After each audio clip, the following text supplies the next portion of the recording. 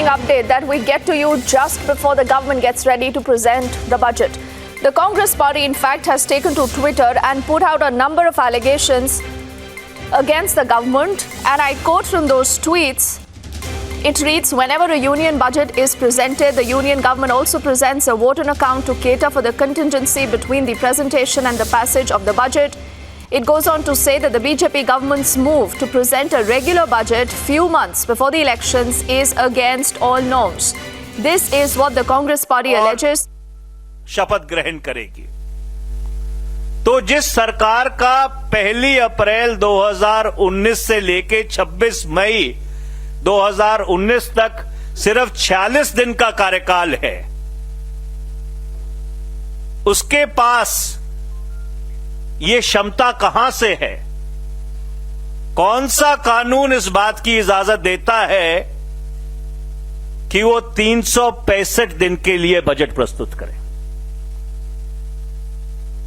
ये सरासर संविधान और संसद के साथ पूरी तरह से खिलवाड़ है। और वैसे भी अगर आप संसदीय प्रणाली को एक परिप्रेक्ष्य में लें तो जब भी यूनियन बजट प्रस्तुत किया जाता है उसके बाद वो डिपार्टमेंट रिलेटेड स्टैंडिंग कमिटीज तक पे जाता है, वहां पे उसको स्क्रूटनाइज किया जाता है। जो स्टैंडिंग कमिटीज हैं, जो स्थायी समिति हैं संसद की, वो अपनी रिपोर्ट वापस संसद को प्रस्तुत करती हैं और उसके बाद फाइनेंस बिल और बजट पारित होता है।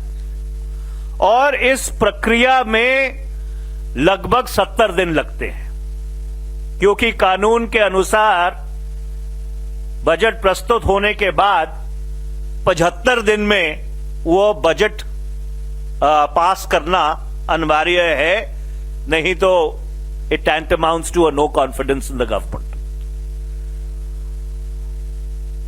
तो पिछले 7 दशक का जो अनुभव है, जो परंपराएं हैं, उसको अगर आप परिप्रेक्ष्य में लें तो एक बात बिल्कुल साफ हो जाती है कि चुनावी अवसरवाद से प्रेरित होकर लोगों का ध्यान जो आर्थिक मिसमैनेजमेंट रही है पिछले 5 वर्ष की, उससे ध्यान बटाने के लिए एनडीए भाजपा सरकार सभी संसदीय परंपराओं को ताक पे रख रही है।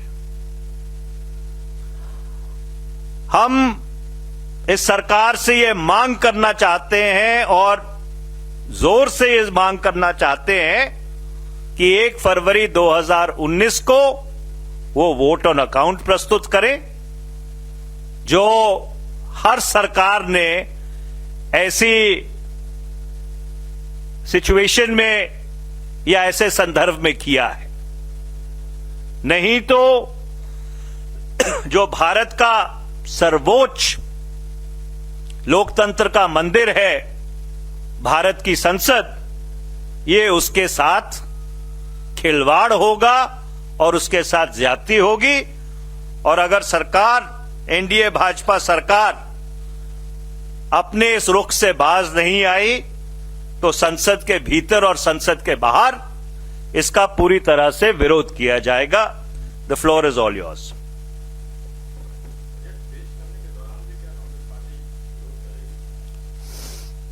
देखिए, हमारी ये उम्मीद है कि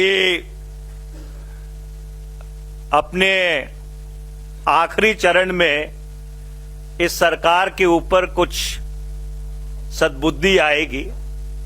पिछले 55 महीनों में उन्होंने हर संस्था के साथ खिलवाड़ किया है, चाहे वो आरबीआई हो, चाहे वो सीबीआई हो, चाहे वो इनकम टैक्स हो, चाहे ईडी हो, चाहे सरकार की और भी कोई संस्था हो। और अब वो इसको एक नए छोर पर लेके जा रहे हैं कि भारत की जो सर्वोच्च लोकतंत्र का मंदिर है उसकी परंपराओं के साथ, उसकी जो मर्यादा है उसके साथ खिलवाड़ कर रहे हैं। और इसलिए हम सरकार को ये आगाह करना चाहते हैं कि आपके पास 5 वर्ष में 6 पूरे वित्तीय बजट प्रस्तुत करने का कोई औचित्य नहीं है, कोई नैतिकता नहीं है। और अगर आपने ऐसा किया तो जरूर संसद के अंदर और संसद के बाहर, जैसा हमने कहा, इसका विरोध किया जाएगा।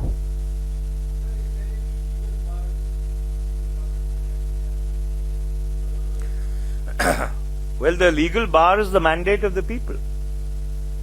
Because if you look at the tenure of the House of the People, the tenure of the House of the People is 5 years. And a budget is a statement of income and accounts and the intent of the government for one fiscal year that starts on 1st of April and ends on the 31st of March. So the fundamental question arises that after the 1st of April 2019, when the remaining term of this government is only 46 days,